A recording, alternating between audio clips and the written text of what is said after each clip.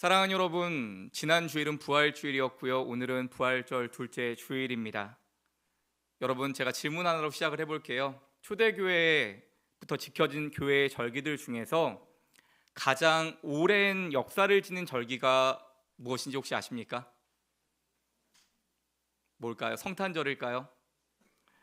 바로 기쁨의 50일입니다. 기쁨의 50일, 오늘 설교의 제목이기도 한데요. 기쁨의 50일은 부활절기입니다. 예수님의 십자가의 길을 기억하는 사순절 40일 시간을 보내는 것처럼 부활절부터 50일 뒤인 오순절 성령 강림절까지 이 50일 동안의 기간을 기쁨의 50일 부활절기로 보내는 것입니다. 그런데 사실 이 절기 이름도 아직 우리에게는 참 낯설어요. 제가 사역했던 이전의 모든 교회들도 이 절기를 지키진 않았거든요. 그런데 이 기쁨의 50일은 사실 초대교회가 탄생한 이후에 무려 300년 동안 가장 오랫동안 이어온 유일한 절기였다는 거예요. 여러분, 우리가 예수님 오심을 기다리는 게 대림절이고 예수님 십자가 길을 같이 걸어가는 게 사순절이잖아요.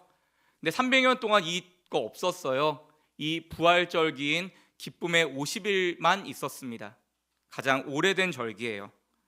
히브리인들이 유월절과 오순절 기간을 77절로 지켰던 것처럼 초대교회 우리 믿음의 선배들은 부활주일부터 성령 강림 주일까지 이 50일 동안의 기간을 완전한 기쁨과 승리의 시간으로 삼아서 부활의 기쁨을 7주간 지속했던 겁니다. 잊지 말자고. 사순절 40일이 완전한 죽음과 어둠의 시간이라면 이 부활주일부터 시작되는 기쁨의 50일은 완전한 빛의 시간, 생명의 시간, 승리의 시간인 것입니다. 그래서 여러분, 예수님의 부활을 한마디로 요약하면 기쁨이 되죠. 기쁨이라고 하는 하나의 메시지가 됩니다. 그래서 초대교회는 부활절부터 오순절 성령 강림절까지 50일간을 하나의 잔치같이 큰 기쁨 가운데 보냈어요. 온전한 빛의 절기로 교회 안과 밖에서 이웃들과 음식을 나눠 먹고 서로 기쁘게 섬기면서 그렇게 기쁨의 시간을 보냈기 때문에 이 절기의 이름을 기쁨의 50일이라고 불렀습니다. 교회 역사상 가장 중요한 회의 중 하나인 니케아 공의회가 있는데요. 거기서 특별한 결의를 합니다. 이 기쁨의 50일 기간 동안에는 금식하면 안 된다. 결의를 해요. 무릎 꿇어도 안 된다. 자, 금식해도 안 되고 무릎 꿇어도 안 돼요. 왜요? 예수님의 온전한 부활을 기념하고 온전히 기뻐하자고 금식하지 않고 무릎 꿇어도 안 되고 서서 기도해야 된다는 걸 결의를 했습니다. 그렇게 초대교인들은 그리스도의 부활을 잊지 않고 기억하고 기념하기 위해서 부활절을 총 7주간으로 확대시킨 겁니다. 그래서 오늘은 두 번째 부활절이라고 할 수 있어요. 부활절 후 둘째 주일, 셋째 주일이 아니라 부활절 둘째 주일, 부활절 셋째 주일이 되는 겁니다. 그럼 주보 한번 펴보시겠어요? 주보 펴면 어떻게 되어 있어요? 맨 위에 부활절 둘째 주일 이렇게 되어 있죠.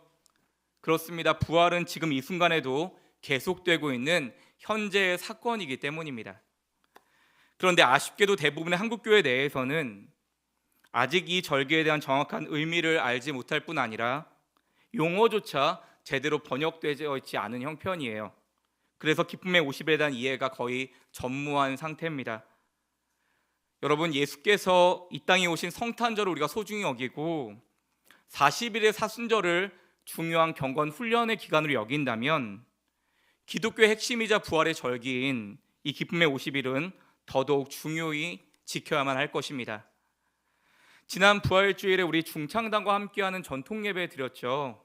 그때 우리 어쩌다 중창단이 주님의 증인이란 찬양을 불렀어요. 우리는 모두 다 주님의 증인, 땅끝까지 이르러 주 복음 전하세.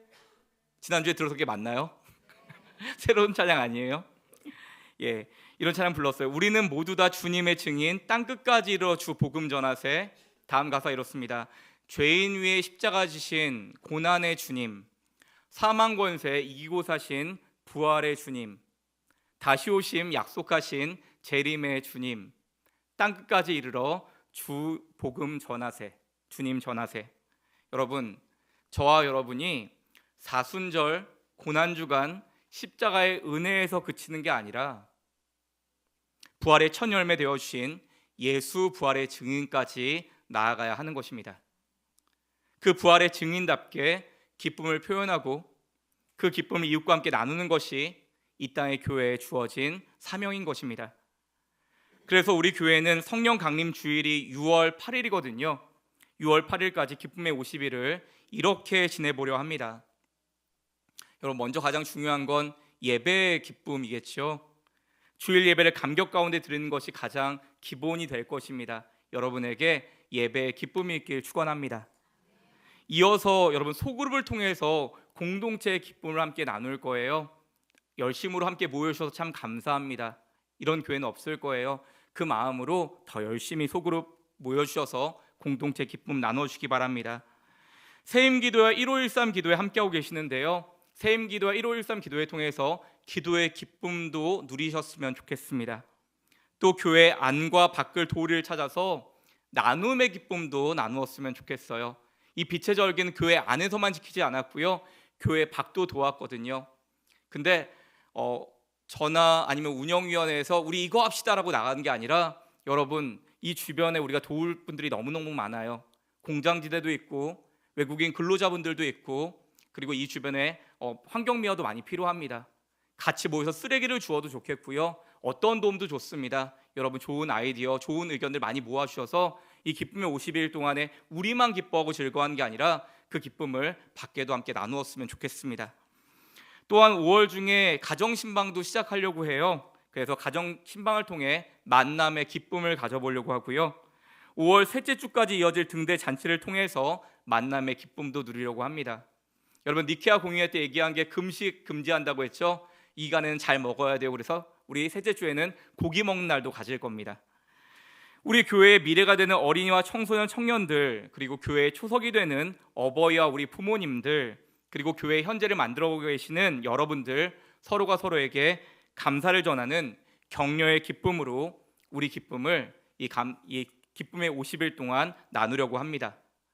그렇게 우리 등대 가족의 기쁨의 50일이 교회 안과 밖으로 서로가 서로에게 부활의 기쁨을 나누는 진짜 빛의 시간 되었으면 좋겠습니다. 저만 좋은가요? 우리 서로가 그렇게 빛의 기쁨을 나누는 정말 은혜의 시간 되었으면 좋겠습니다. 아멘. 그런데 여러분, 제가 기쁨의 50일 이렇게 잔뜩 소개를 했는데, 이 기쁨의 50일 우리가 정말 잘 보내려면 한 가지 전제가 필요하다는 거 아십니까? 무슨 전제가 필요할까요? 우리가 기쁨의 50일을 잘 보내려면 우리에게 먼저 부활의 기쁨이 있어야 할 겁니다. 여러분, 우리에게 부활이 기쁨이 되지 못하고 능력이 되지 못하는데 아무리 기뻐하란다고 기쁨의 50일을 선포해도 부활의 증인으로, 부활의 능력으로 기쁨을 살 수 없는 것입니다. 그래서 오늘 저는 부활절 둘째 주일을 맞아서 부활이 정말 능력이 되고 기쁨이 되고 삶의 용기가 되었던 두 사람을 잠깐 소개하려고 합니다. 먼저 한 사람, 예수님의 제자 도마예요. 그럼 도마 어떻게 기억하세요? 도마 별명이 있는데요, 의심의 대명사라는 별명이 있어요. 자, 지난주에 제자들이 예수님께서 죽으신 다음에 골방에 다 숨어 있었다고 했잖아요. 다음에 우리 차례야 숨어 있었다고 했죠. 문 닫고. 그때 예수님 나타났는데 그 자리에 누가 없었어요? 아우 우리 하선이가 얘기했어요. 그 자리에 도마만 없었던 거예요. 도마만. 제자들이 얘기합니다. 도마야, 우리가 부활의 주님을 만났어. 도마가 뭐라 그래요? 못 믿겠다 그러는 겁니다. 부활의 주님 부활하셨으면 손에 못자국이 있겠네. 그러니까 내가 거기 넣어봐야 믿겠다. 주님 부활하셨다는데 너희들 왜 이렇게 숨어 있어? 여전히 두려워하고 있어? 내가 너네 봐서는 못 믿겠다 이러는 거예요. 고마워요, 하선이. 피드백을 해주네요. 자, 근데 예수님이 그 말씀을 정말 들으셨는지 도마를 찾아오십니다. 두 번째 제자들을 만나러 가세요. 자, 그리고 나서 예수님이 손을 펴고 얘기를 하시는 겁니다. 자, 도마야, 내 손에 못자국 있다, 넣어봐라. 허리에 창자국 있다, 넣어봐라. 도마 어떻게 했을까요? 한 번만 넣어보겠습니다. 이렇게 넣었을까요? 여러분 그 유명한 그림 중에 카라바조의 그림 중에 예수님 이렇게 못자국에 손을 넣어보는 그림이 있고 예수님 아파하는 장면이 있는데 그거 아닙니다. 상상이에요. 만약에 도마가 직접 넣었으면 성경에 넣었다라고 기록되어 있을 겁니다. 도마가 넣지 않고 뭐라고 고백하냐면요, 나의 주님이시오 나의 하나님이십니다 고백해요. 여러분 도마는 의심할 땐 끝까지 의심하고 믿을 땐 제대로 믿는 제자였어요. 나의 주님이시오 나의 하나님이십니다. 내 앞에 계신 이 부활의 주님이 나의 구원, 나의 메시아라고 선포하는 겁니다. 여러분 그렇게 주님 부활의 주님을 만난 도마는 인도에 가서 복음을 전하다 순교했다고 합니다. 그래서 인도에는 도마가 세운 것을 기념하는 도마 교회가 2군데 있어요. 여러분 예수님의 제자들은 순교했는데 도마는 어떻게 순교했을까요? 도마는 예수님을 전하다가 껍질이 벗겨서 죽습니다. 사람 껍질을 벗겨 죽여요. 얼마나 괴로웠을까요? 여러분 생각해 보셨어요? 껍질을 벗겨서 죽이는데도 어떻게 부활의 주님을 전할 수 있었을까요? 도마가. 여러분 도마는 진짜 믿었다는 거예요. 나는 지금 주님을 전하다가 껍질이 벗겨 죽지만 나도 주님처럼 부활할 거라는 걸 도마는 진짜로 믿었다는 겁니다. 주님이 나를 위해 부활의 첫 열매가 되어주셨음을 나도 주님처럼 부활할 걸 진짜로 믿었다는 거예요. 자, 부활의 증인 한 사람 더 얘기할게요. 그거는 사도 바울이에요. 여러분 사도 바울이라고 했는데 사도가 무슨 뜻일까요? 예수님의 제자란 뜻입니다. 예수님과 함께 활동했던 사람들을 사도라 불러요. 사도 베드로, 사도 요한, 도마도 사도입니다. 사도 도마. 근데 여러분 바울은 예수님과 함께 활동 안 했잖아요. 예수님 제자 아니잖아요. 오히려 예수님 믿는 사람들 잡아 죽이던 핍박자였죠. 여러분 예수님 믿는 사람들 잡아 죽이던 사람이 바울이었는데 그런 바울이 다메섹 도상이란 곳에서, 다마스커스라는 곳에서 부활의 주님을 만나게 됩니다. 그리고 부활의 주님 만나 주님을 나의 구주로 영접하고 사도 바울이 되죠. 여러분 도마가 의심의 대명사라면 바울은 고난의 대명사예요. 그래서 자기가 고난받은 걸 고린도후서에서 자랑하거든요. 어떻게 자랑하냐면 나는 40의 하나 감암매를 5번 맞았어요 라고 고백해요. 여러분 40의 하나 감암매는 39대를 맞는 건데 40대 맞은 사람이 죽는다고 했거든요. 근데 40의 하나 감암매를 5번이나 맞았대요. 5번 죽을 뻔했다는 거예요. 그리고 몸에 육체에 가시가 있어서 죽을 병이 있어서 그것이 굉장히 그를 힘들게 했는데 그럼에도 내가 갇혀있는 것, 로마 감옥에 갇혀있는 것 이것 외에는 다 나왔기를 원합니다라고 선포하는 겁니다. 바울은 그렇게 고생을 많이 했는데 왜 나왔기를 원한다고 하죠? 그 바울에게는 그 안에 진짜 부활의 기쁨이, 부활의 능력이 가득했다는 거예요. 그 모든 고난도 고난되지 않았다는 겁니다. 순교할 때까지 부활의 주님을 전한 도마처럼 오늘 그 고난 중에도 말씀을 기록한 바울처럼 그들이 우리에게 부활을 전해주고 있는데 오늘 본문도 함께 읽어볼게요. 고린도전서 15장 53절에서 58절입니다.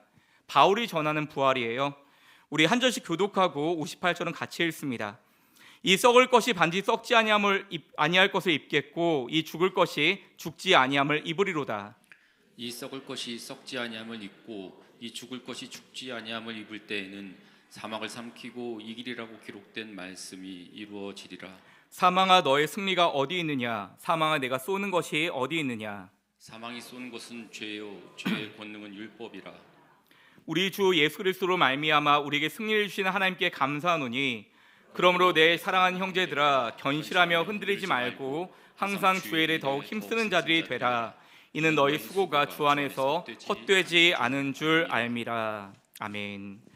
53절과 4절을 보면 썩을 것이 썩지 아니할 것을 입는다라고 합니다. 바울은 뭘 입는다는 표현을 잘 쓰거든요. 썩을 것이 썩지 아니할 걸 입는데요. 이거 뭘 말하는 걸까요? 죽을 것이 죽지 아니함을 입는데요. 사망을 삼키고 이기는 것은 뭘 말하는 거예요? 모두 다 예수 부활을 말하는 겁니다. 썩지 않는 것, 죽지 않는 것, 사망에서 승리하는 것은 부활이라는 거예요. 근데 이 부활이 예수님의 일회적인 사건이 아니라 57절에 보면 주 예수 그리스도로 말미암아 우리에게 승리를 주시는 하나님께 감사하노니 예수님의 승리가 누구의 승리요? 우리의 승리가 되었다는 겁니다. 동마의 고백처럼 주님이 부활했으니 첫 열매 되어 주셨으니 나도 주님과 함께 부활할 것입니다라고 고백하는 겁니다. 예수 부활이 우리 모두의 승리가 된다는 것입니다. 왜냐하면 당시 박해와 고난의 시대를 살아가던 그리스도인들이었거든요. 그들에게 먼저 부활의 증인된 바울이 믿는 우리에겐 지금 어려움이 있지만 분명 부활의 은혜가 있으니 주님이 우리 부활의 첫 열매 되어 주셨으니 세상 문제에 흔들리지 말고 담대하게 부활의 능력으로 살아가자라고 선포하고 있는 것입니다. 근데 여러분, 이 편지를 받은 수신자들이 중요해요. 이 편지 누가 받을까요? 고린도 전서잖아요. 고린도 교회 성도들에게 보내던 편지였어요. 근데 여러분, 이상한 게 있어요. 이 고린도 교회는 문제가 너무 많은 교회예요. 문제 집대성 같은 교회예요. 진짜 희망이 하나도 없어 보인 너무 부끄럽고 부족한 교회예요. 그런 교회가 고린도 교회인데 제가 좀 이야기를 해볼게요. 고린도전서 1장을 보면 1장이 시작이 파벌 이야기로 시작합니다. 나는 바울파다, 아볼로파다, 게바파다. 게바는 베드로거든요. 베드로파다, 그리스도파다. 교회가 4개로 나뉜 거예요. 당을 짓고 팔을 나누고 싸우면서 시작을 합니다. 3장과 4장에서는 내가 갖고 있는 거 가지고 유세 떠는 가진 것으로 잘난 척하는 사람들이 이야기가 나옵니다. 5장은 장 제목이 음행장이에요. 장 제목이 간음이에요. 5장이 심지어 계모, 새엄마와 가늠하는 사람 이야기도 나옵니다. 교회 안에서. 6장은 고소, 고발, 음행이 난무하고요. 7장은 불륜의 모습, 8장은 우상숭배, 9장은 지도자인 바울을 비하하는 내용이 나와요. 12장에서는 받은 은사를 가지고 섬기는 게 아니라 자기를 자랑해서 교회를 힘들게 만든 내용이 나옵니다. 진짜 문제투성인 게 고린도 교회인 거예요. 근데 여러분, 이상한 건 1장부터 12장까지 쭉 문제들이 나오는데 바울이 그 교회 문제를 쭉 나열하다가 갑자기 15장에 가면 부활을 얘기하는 겁니다. 우리가 잘 알듯이 고린도서 15장은 부활장이거든요. 바울은 왜 교회 안에 부끄러운 모습을 잔뜩 이야기하다가 문제를 이야기하다가 왜 갑자기 부활을 말할까요? 한 가지예요. 이 모든 부끄러운 문제와 수치를 이길 수 있는 것은 오직 부활의 능력밖에 없다는 겁니다. 예수 부활의 은혜밖에 없다는 거예요.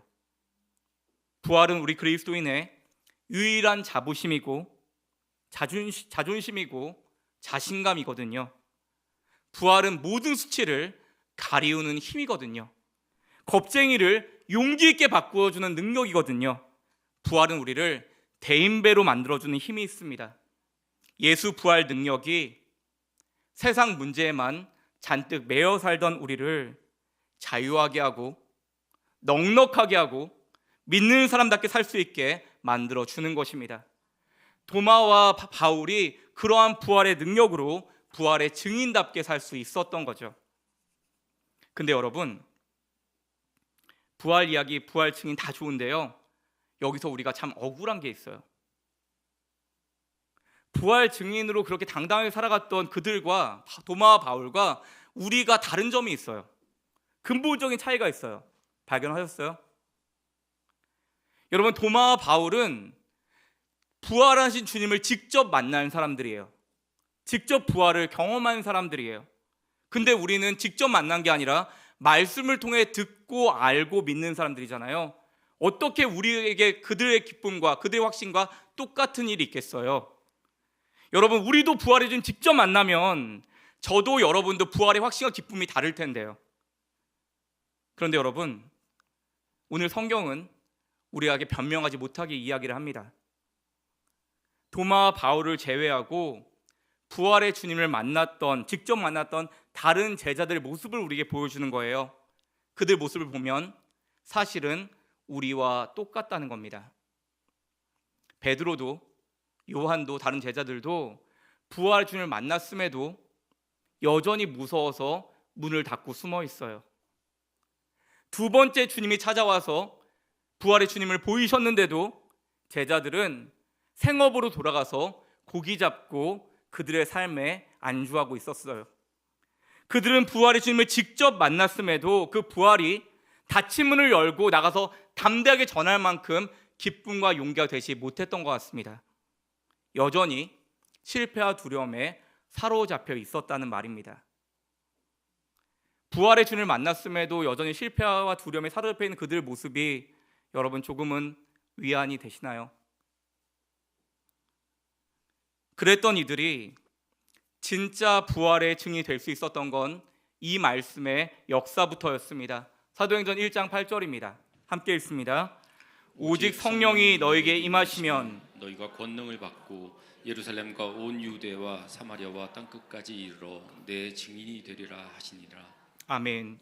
여러분, 이 말씀은 부활 승천하신 예수님이 던지는 마지막 말씀이에요. 그런데 부활의 주님과 함께하는데도 여전히 두려워하는 제자들에게 오직 성령이 너에게 임하시면 너희가 권능을 받게 될 거다. 주님은 승천하시면서 너희를 고와 같이 버리지 않고 내가 너에게 성령을 보낼 것인데 성령이 너에게 임하면 너희가 권능을 얻게 될 거야, 용기를 얻게 될 거야, 나의 증인이 될 거야 라고 담대하게 선포하시는 겁니다. 그리고 주님이 약속하신 그 성령이 드디어 오순절 성령 강림절에 임합니다. 사도행전 2장 1절 4절입니다. 교독하고 4절 함께 읽습니다. 오순절 날이 이미 이름에 그들이 다 같이 한 곳에 모였더니 호련히 하늘로부터 급하고 강한 바람 같은 소리가 있어 그들이 앉은 온 집에 가득하며 마치 불의 혀처럼 갈라지는 것들이 그들에게 보여 각 사람 위에 하나씩 임하여 있더니 그들이 다 성령의 충만을 받고 성령이 말하게 하심을 따라 다른 언어들로 말하기를 시작하니라. 아멘. 1절 보시면 오순절 날이 이미 이르렀는데 제자들이 뭐 하고 있어요? 한 곳에 모여 있죠. 모여 있다는 건 열심히 기도하고 있었다는 뜻이에요. 오순절이 올 때까지 그들이 주님 말씀대로 기도하며 성령을 기다리고 있었단 말입니다. 그때 어떤 애가 있어요? 4절에 그들이 다 성령의 충만함을 받고 그때 제자들의 변화가 일어납니다. 4절에 보면 성령이 말하게 하심을 따라 다른 언어들로 말하기 시작했다고 했어요. 여러분, 이 다른 언어 우리가 뭐라고 하죠? 보통 방언한다고 하죠. 하늘의 언어로 말한다고 하죠. 그런데 여러분, 1차적으로는 방언을 말하는 거지만 방언만이 아니에요. 여기 다른 언어를 말하기 시작했다는 건 그들의 언어가 바뀌었다는 거예요. 말이 바뀌었다는 거예요. 생각과 가치가 바뀌었다는 거예요. 그들의 삶이 변하기 시작했다는 겁니다. 성령이 임하였을 때 그들의 말이 바뀌고 생각과 가치가 바뀌고 삶이 변하기 시작했다는 거예요. 더 이상 두렵고 도망자의 인생에서 주님 부활을 담대히 전거하는 주님 부활의 증인들로 살 수 있었다는 것입니다. 그런데 여러분, 그렇게 해서 예수님의 제자들이 진짜 예수님의 복음을 전하는 순교자들이 되죠. 그런데 그들뿐만이 아니에요. 교회 역사를 보면 부활의 주님을 직접 목격하지 못한 순교자들 이야기가 계속해서 이어집니다. 그들은 부활의 주님 만난 게 아닌데 그들도 그 대열에, 부활의 증인 대열에 동참하는 거예요. 저 한 사람 이야기하고 싶은데요. 로마 대박해 시대 때 폴리갑이라고 하는 교부가 있었어요. 아주 인덕이 좋은 교회의 지도자가 있었습니다. 근데 이 폴리갑이 자꾸 사람들이 예수 믿게 하니까 로마에서 이 사람을 잡아 죽이기로 한 거예요. 그래서 군인들이 잡으러 갔습니다. 집으로. 그랬더니 이 폴리갑이 그리스도인이잖아요. 그러니까 이 잡으러 온 사람들도 나의 손님들이라고 해서 이들에게 음식을 만들어 대접합니다. 음식을 만들어 대접하면서 얘기하는 거예요. 정말에게 정말 중요한 시간이니까 제가 기도할 시간을 달라고 합니다. 그래서 이들은 음식을 먹고 폴리갑은 그때 간절히 기도해요. 주님, 나에게 성령의 충만을 주옵소서, 부활의 증인으로 살게 없어서라고 간절히 기도합니다. 그때 그 전승의 기록에 보면 폴리갑을 잡으러 갔던 군사들이 그 자리에서 후회했다라고 하는 내용이 나옵니다. 자, 그리고 나서 이 폴리갑을 데리고 화영장으로 끌고 가죠. 근데 사람들이 폴리갑을 너무 좋아하는 거예요. 그래서 얘기하는 거죠. 이 사람 정말 죽이면 안 되는 사람이라고, 너무 귀한 사람이라고. 폴리갑 편을 들어주니까 마지막 기회를 주는 겁니다. 네가 여기서 예수를 부인하면, 예수의 부활을 부인하면 너의 목숨을 살려주겠다고 제안합니다. 그래서 폴리갑이 그렇게 이야기해요. 지난 86년 동안 예수께서 한결같이 나에게 잘해주시고 나를 한 번도 부인한 일이 없으셨는데 내가 어찌 86년 동안 날 부인하지 않은 주님을 부인할 수 있겠습니까? 폴리갑이 그렇게 선포하고 그 자리에서 순교합니다. 사랑하는 여러분, 오직 성령이 임하실 때 우리에게는 세상이 감당할 수 없는 부활의 용기가 임하는 것입니다. 우리가 성령 충만할 때 비로소 말씀이 믿어지고 능력이 되는 삶을 살 수 있는 것입니다. 사랑하는 여러분, 우리와 부활을 이어주는 유일한 다리는 오직 성령밖에 없습니다. 그래서 이 기쁨의 50일, 그 성령의 충만한 임재, 오순절 성령 강림을 기다리는 간절한 기쁨의 시간, 간절한 기도의 시간이 되는 것입니다. 2000년 전 예수 부활의 그 사건이 과거 2000년 전의 사건에 머물지 않고 오늘 나의 사건이 되는 것은 오직 성령의 도우심으로 가능한 일입니다. 주님, 부활의 증인으로, 부활의 기쁨으로 살기 원합니다. 나에게 성령을 부어주옵소서. 오직 성령으로 충만케 하옵소서. 성령 충만하여 부활의 기쁨으로 용기 있게 살아가는 부활의 증인들 되시기를 예수님의 이름으로 간절히 축원합니다. 말씀을 맺으려고 합니다. 어제 설교를 준비하고 있는데 한 남자 집사님께서 안부 연락을 하셨어요. 통화를 하는데 제가 요새 너무 지치고 힘들어 보였다고 힘내라고 응원하는 안부 연락을 주셨더라고요. 그래서 너무 고마웠습니다. 예, 남자분들 마음이 그렇게 촉촉한지 모르겠어요. 그래서 고맙습니다, 힘을 낼게요 했는데 그 집사님이 그러는 겁니다. 목사님, 진짜 힘내셔야 돼요. 그러는 거예요. 예, 감사해요. 진짜 힘을 낼게요. 그러니까 목사님, 지금 우리 성도님들 너무너무 힘들거든요. 그래서 목사님 힘내셔야 돼요. 목사님 더 힘내셔서 우리 성도님들 위해서 기도해 주셔야 돼요. 그러시는 거예요. 요새 다들 힘들어요. 사업하는 사람은 사업하는 대로 힘들고, 직장 다니는 사람 직장 다니는 대로 힘들고, 살림하는 사람은 살림하는 대로 힘들고, 아이들은 아이들대로, 어른들은 어른들대로, 백수는 백수대로 지금 힘들지 않은 사람이 없는 시간이라고 말씀하셨어요. 그분 이야기가 더 공감이 되니까 마음이 더 아프더라고요. 그 말씀 나누면서 지금이야말로 우리 모두에게 부활의 능력이 가장 필요한 시간이란 생각이 들었습니다. 오늘 본문 고린도전서 15장 57, 58절을 우리 다시 한번 읽겠습니다.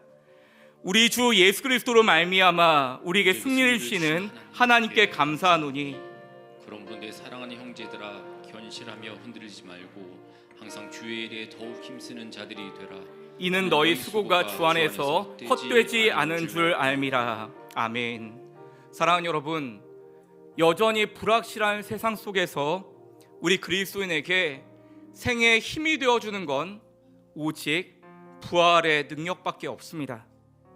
비겁했던 제자들을 다시 용기 있게 하고 믿음을 지킨 순교자들에게 부활의 증인되게 했던 것은 부활의 기쁨이었습니다. 바울은 그 부활의 능력이 지금도 우리와 함께하고 있으니 견실하며 흔들리지 말라고 권면합니다. 이유는 너희 수고가 주 안에서 헛되지 않다고 합니다. 사랑하는 여러분, 여러분이 믿음을 지키며 살아가는 그것, 주님 안에서 헛되지 않습니다. 부활의 주님이 지키시고 부활의 주님이 그 모든 발걸음에 동행하시고 힘주실 줄 믿습니다. 우리에겐 부활이 있습니다. 죽음이 마지막이 아니고 부활이 우리의 마지막입니다. 이 기쁨의 50일 걸어간 여러분에게 오늘 주시는 말씀을 기억하시기 바랍니다. 우리에게 승리를 주시는 하나님께 감사하라. 내 사랑하는 형제들아, 흔들리지 말라. 너희 수고는 헛되지 않다. 우리 부활절 둘째 주일 기쁨의 50일 새롭게 열어가면서 한 가지의 소망으로 함께 기도하고 찬양하면 좋겠습니다. 뭐라고 기도할까요? 하나님, 오직 성령의 충만함을 주시옵소서. 그 성령의 충만으로 부활의 기쁨, 부활의 증인되어 용기 있게 살아가게 하여 주옵소서.